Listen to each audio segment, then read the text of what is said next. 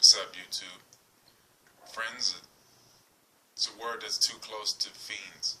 So is it friends, fiends, or frenemies? Some friends are actually family. So it's however you want to define it. People define it in different ways just because they feel like they're supposedly no blood connection. Supposedly. Because they didn't come out of a portal that's supposedly related to this other portal. Or other womb, whatever we want to call it. So that's the thing, when it comes to distance with family, people, we've been so spaced out and fragmented. You could come out of, these people, you call your mother and your father, but you don't see any connection with them. You're really distant from your mother and your father. They're these people that are the conduits in which you come through. And that's because they're more so cousins to you. They're more distant. There's more distance there. So you go out and you find somebody who is like a father figure or mother figure. And they are like your family, but you would call them not family. They're more so friends or father figure instead of your actual father.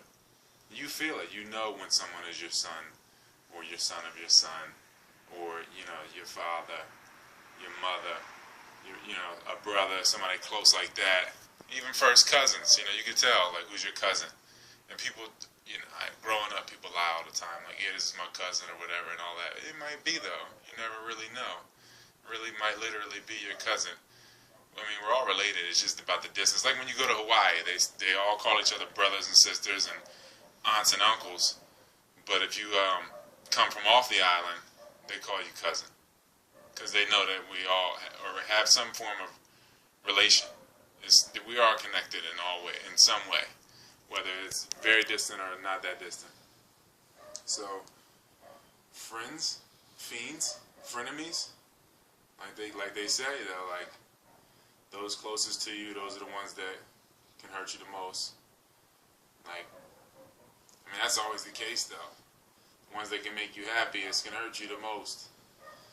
Like my man Common said, but not like anybody said. It comes from life. It's not nothing new that keep your friends closer, your enemies closer, and all that. Like, it's not any new concept. It's just that, enemies remain the same. Friends always change. Like, it's just, and if anybody knows what that's from, you're a hip hop head. But like all I'm saying is that you can tell who's your frenemy, who's a fiend, and who's actually family. Right now I'm at this point where I feel like family or enemy, truly.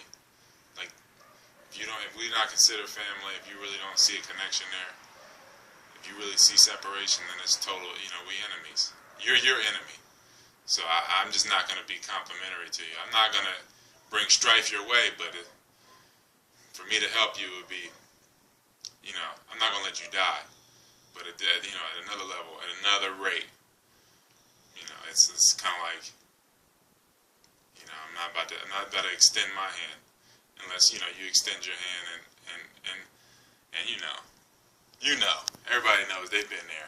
They all know. Like when you're dealing with people that were once friends. But I feel like it's a great thing, though. I feel like it's great when you have that circumstance.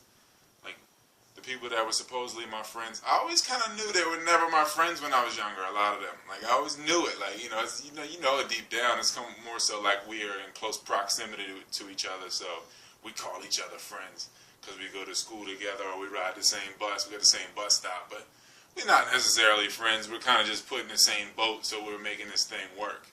So I don't hold anything against them. The people I grew up with, some are family. Some are really truly family and in disguise or whatever you want to call it. But some were just never friends to begin with, and it was just, we're just giving into a facade, really, and all, just to be totally real about it. So I'm glad when it all fell apart because it was never together. It was always distance there, and there was always like a facade. And to be honest with you, some people hang out with other people. Like people hang out with people to make themselves look better, or other people hang out on some opposites attract, like self-hate shit. Like anybody, like the white dude that hangs out with all black dudes. I was always around a mixed crowd, a huge crowd in general. Now I have no crowd. You know what I mean?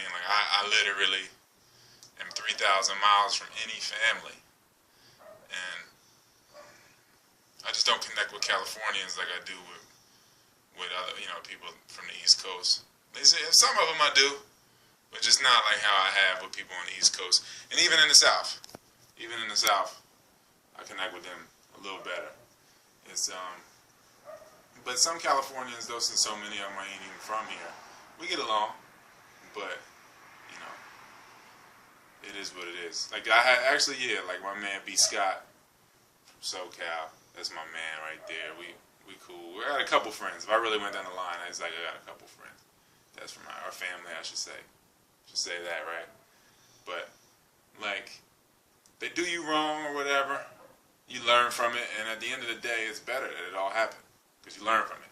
If you never would have learned that, they might have got you later on for bigger amounts, or it hurt you more when you'd be more vulnerable, whatever the case may be. But you kind of should nip it in the bud when you first notice the hatred, within a person, or the dissension or the disconnect.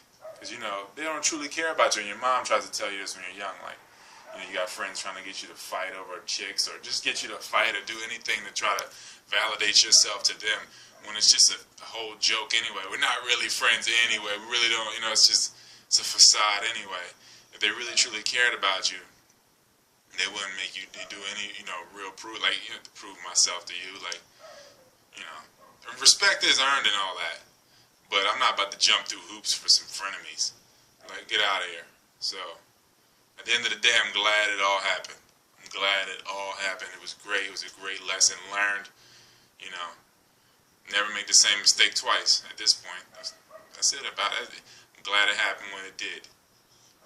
Because I feel like it propelled me and created space. Like Ray Allen creating that space. Get the jumper off. I'm Ray Allen from He Got Game, if anybody gets that joke.